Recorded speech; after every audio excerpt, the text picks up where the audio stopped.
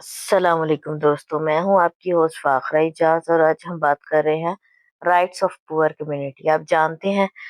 کہ غریب انسان کو کس طرح روٹی، کپڑا اور مکان کی چھوٹی چھوٹی ضرورتوں کے لیے کتنی تکلیفوں کا سامنا کرنا پڑتا ہے، کس طرح سے کہ غریب مزدور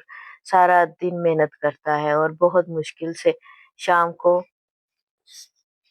2 ٹائم کی روٹی گھر کما کے لے کے جاتا ہے، اور اس میں بھی اور اللہ نہ کرے اگر کوئی بیمار ہو جائے یا کسی کو کوئی مسئلہ ہو جائے تو کتنی تکلیف کا سامنا کرنا پڑتا ہے۔ آج ہم اسی طرح ایک غریب انسان کی زندگی کے بارے میں بات کریں گے جو کہ 4 بیٹیوں کا باپ تھا۔ بیٹے کے نہ ہونے کی وجہ سے اس کی پہلے ہی کمر ٹوٹ چکی تھی ایک، اور دوسرا معاشرے کے وہ لوگ جو چھوٹی چھوٹی باتوں پہ نکتے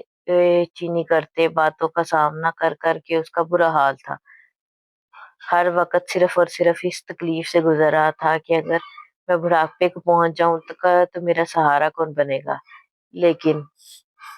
اپنی بہت تکلیفوں اور پریشانیوں کے باوجود اس نے اپنی بیٹیوں کو پڑھایا۔ بے شک وہ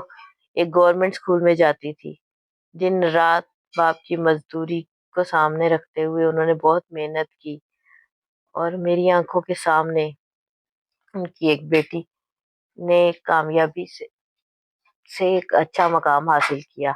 اور نہ صرف ایک مقام حاصل کیا بلکہ اس کے پاس اپنا گھر، اپنی گاڑی اور ہر چیز بن گیا۔ یہ صرف اور صرف یہ بات سوچ کے بھی ہم لوگ جو کرتے ہیں نا کہ نہیں اس کی تو صرف بیٹی ہے، وہ کچھ نہیں کر سکتی، اس کو کچھ حاصل نہیں ہوگا، یہی ہماری سب سے بڑی غلطی ہوتی ہے۔